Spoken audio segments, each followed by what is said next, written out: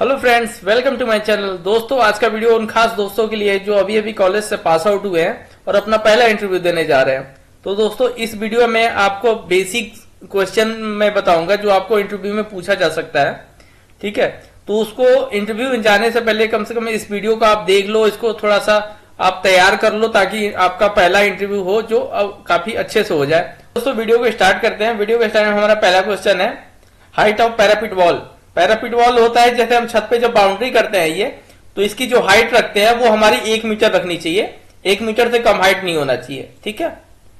दूसरा हमारा क्वेश्चन है, मिनिमम थिकनेस ऑफ स्लैब। जो हमारी स्लैब होती है, जो हमारी ये छत है, जैसे इसमें की जो थिकनेस है वो हमारी कम से कम 125 mm होनी चाहिए, इससे कम नहीं होनी चाहिए थिकनेस। ठीक है। Maximum diameter of wall use in slab. जो इसमें स्लैब में सरिया जो बांधेंगे हम, उसका मैक्सिमम डाया बार हो सकता है 1/8 ऑफ थिकनेस ऑफ स्लैब। जितनी की स्लैब रहेगी उसका 1/8। ठीक है। जैसे मान लो कि आपने 125 mm का स्लैब बना दिया, ठीक है, तो उसमें मैक्सिमम डायमीटर ऑफ बार हो सकता है, जैसे इसमें 125 में 8 से डिवाइड करोगे आप तो आएगा 15.6। ठीक है, 15.6 आएगा। तो मतलब आपका मैक्सिमम 16 का सरिया मतलब इसमें यूज होता है, उससे ज्यादा का सरिया आप यूज नहीं कर सकते। लेकिन नॉर्मली दोस्तों स्लैब में आपका 12 का ही सरिया यूज होता है। ठीक है, इससे ज्यादा का सरिया यूज नहीं होता है। आपका कहीं भी देखोगे तो आपका स्लैब में होता है, उसका आपका 12 का ही सरिया यूज होगा। ठीक है। Minimum diameter of bar use in slab. जो कम से कम जो डाया यूज होगा वो 8 का होगा। ठीक है, 8 mm से कम का सरिया यूज नहीं होता है स्लैब में। ठीक है। ये तो किए दोस्तों 1 वे स्लैब और 2 वे स्लैब। इसमें अंतर ये होता है कि जो 1 वे स्लैब होता है इसमें 2 साइड में आपका बीम प्रोवाइडेड होते हैं, और जो 2 वे स्लैब होता है उसमें चारों साइड में बीम आपके प्रोवाइडेड होते हैं। ठीक है। और दूसरा ये अंतर आपका होता है कि जो इसकी लंबाई और चौड़ाई का अनुपात होता है, ये इसमें 1 वे स्लैब में 2 से ज्यादा होता है और 2 वे स्लैब में 2 या 2 से कम होता है। ठीक है। इसमें जब हम 1 वे स्लैब होगा, इसमें जो क्रैंक बार देते हैं, जो सरिया जब इसमें बांधेंगे तो क्रैंक इसमें 2 साइड में प्रोवाइड करेंगे। जिस साइड में आपका बीम ये दिख रहा है, इस साइड में आपको क्रैंक प्रोवाइडेड होता है। अल्टरनेट सरिये में क्रैंक प्रोवाइडेड किया जाता है। ठीक है। जबकि ये 2 वे स्लैब में आपको चारों साइड में आपको क्रैंक बार देने होते हैं। जो ये चारों साइड होंगे, चारों तरफ इसका, उसमें क्रैंक बार आपको प्रोवाइडेड करने होते हैं। ठीक है। इसमें नेक्स्ट है हमारा, minimum diameter of bar use in column. जो हमारा कॉलम होता है उसमें मिनिमम डायमीटर ऑफ बार जो यूज करते हैं वो हम 12 का सरिया यूज करते हैं। ठीक है, इसमें आप 12 का सरिया यूज करेंगे। Minimum number of bar use in square and rectangular column. जैसे जो स्क्वायर कॉलम होता है या फिर रेक्टेंगुलर आयताकार कॉलम होता है, उसमें मिनिमम नंबर ऑफ बार कितना यूज कर सकते हैं? 4। ठीक है, 4 से कम यूज नहीं कर सकते। ठीक है। Minimum number of bar use in circular column. अगर आपका गोल कॉलम है तो इसमें आपको कम से कम 6 सरिये प्रोवाइडेड करने होते हैं। ठीक है। अब नेक्स्ट है हमारा मैक्सिमम फ्री फॉल हाइट। जो कंक्रीट हम डंप करते हैं, इसकी मैक्सिमम जो हाइट होती है वो 1.5 मीटर। 1.5 मीटर से ज्यादा ऊपर से हम कंक्रीट को डंप नहीं करना चाहिए, इससे कम से डंप करना चाहिए। ठीक है। नेक्स्ट हमारा, why we do slump test of concrete. Concrete हम का स्लम टेस्ट जो करते हैं वो क्यों करते हैं? ठीक है, तो उसकी जो स्लम टेस्ट करते हैं वो उसकी वर्कबिलिटी को चेक करने के लिए करते हैं। ठीक है, कि कंक्रीट हमारा कैसा है, यूज करने लायक है कि नहीं है।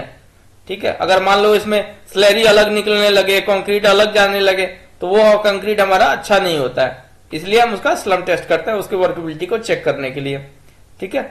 नेक्स्ट है हमारा, when concrete is use is to be laid under water. जब हम कंक्रीट को इसके जैसे पानी के अंदर हमें यूज करना होता है, तो उस टाइम जो सीमेंट हम यूज करते हैं वो होता है क्विक सेटिंग सीमेंट। इसका आपने नाम पढ़ा होगा। क्विक सेटिंग सीमेंट हमारा यूज होता है जब हमको पानी के अंदर काम करना होता है। ठीक है, क्योंकि उसका जमाव काल जो होता है वो कम होता है, आपका 30 मिनट होता है फाइनल सेटिंग टाइम। इसलिए उसको हम पानी के अंदर यूज करते हैं ताकि वो 30 मिनट के अंदर सेट हो जाएगा, तो पानी में कोई दिक्कत नहीं होगी। ठीक है। नेक्स्ट हमारा, the initial setting type of ordinary Portland cement.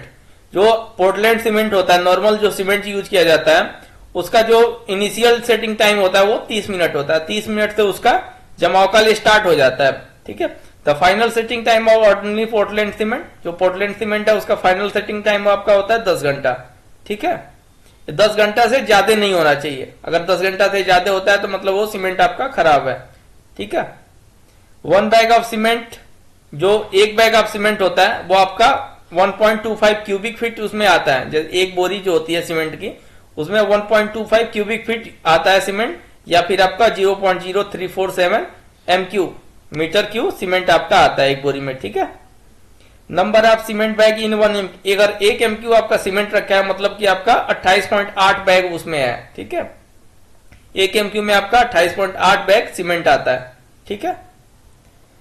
Next हमारा bending wire. Bending wire required in steel reinforcement is 8 kg पर मेट्रिक टन। हर मेट्रिक टन पे आपको, हर मेट्रिक टन स्टील पे आपको 8 kg बेंडिंग वायर की रिक्वायरमेंट होगी। ठीक है। अब एवरेज के लिए आप 10 kg भी लेके चल सकते हो। 8 से 10 kg आपको हर मेट्रिक टन पे आपको जो बेंडिंग वायर है उसकी रिक्वायरमेंट होगी। ठीक है। नेक्स्ट हमारा pH value water should be not less than 6। जो हमारा पानी हम यूज करेंगे मसाले के लिए या कंक्रीट के लिए, तो उसका जो पीएच होगा उसका आपको 6 से कम नहीं होना चाहिए। ठीक है। 6 से कम होगा तो आपका एसिडिक हो जाएगा, और आपका 8 से जैसे जैसे आपका ज्यादा होता है वो एल्कलाइन होता है, तो आपको नेचुरल वाटर यूज करना है। ठीक है। 6 से 8 के बीच में आपका होना चाहिए। जो पानी का पीएच होगा वो आपका 6 से 8 के बीच में ही होना चाहिए। ठीक है। नेक्स्ट हमारा स्टेयर केस के बारे में। जो एंगल ऑफ स्टेयर केस होता है वो 25 से 40 डिग्री तक ही रखते हैं। ठीक है। जो आपका एंगल हो ये होगा वो आपका 25 डिग्री से लेके 40 डिग्री तक ही रखते हैं सर, जो सीढ़ी का वो आपका एंगल होता है। ठीक है। राइज ऑफ स्टेयर के जो राइज होता है, ठीक है, ये आपका राइज होता है। जो हाइट में ऐसे वर्टिकल होता है वो राइज होता है, और जो ये हॉरिजॉन्टल होता है उसको थ्रेड बोलते हैं या फिर रनर बोलते हैं। ठीक है। तो जो उसका आपका राइज होगा वो 150 mm से 200 mm होना चाहिए, और जो आपका थ्रेड होता है स्टेयर केस में वो आपका 250 से 300 होना चाहिए। ठीक है। हमारा स्टैंडर्ड साइज ऑफ ब्रिक। जो इंडियन स्टैंडर्ड साइज का जो ब्रिक होता है उसकी जो लंबाई चौड़ाई और मोटाई होती है वो 190 mm by 90 mm by 90 mm होता है। ठीक है। और जो नॉमिनल ब्रिक आपको मिलता है साइड पे या फिर कहीं भी गांव में जो ईंट मिलता है, उसकी जो लंबाई चौड़ाई मोटाई होती है वो लंबाई उसकी होती है 230 की, और उसकी चौड़ाई जो होती है वो 110 mm की होती है, और जो उसकी मोटाई होती है वो होती है आपकी 75 mm की। ठीक है। ये और ये आपका है जो मैंने यहाँ पे लिखा हुआ है, ये आपका इंडियन स्टैंडर्ड का साइज होता है। ठीक है। 19 सेंटीमीटर बोले या 190 mm by 90 mm by 90 mm। ठीक है। तो दोस्तों ये वीडियो आपको कैसा लगा प्लीज हमें कमेंट करके जरूर बताइएगा, और ऐसे ही अमेजिंग वीडियो के लिए हमारे चैनल को सब्सक्राइब करिए और बेल आइकन को जरूर दबाइएगा। धन्यवाद।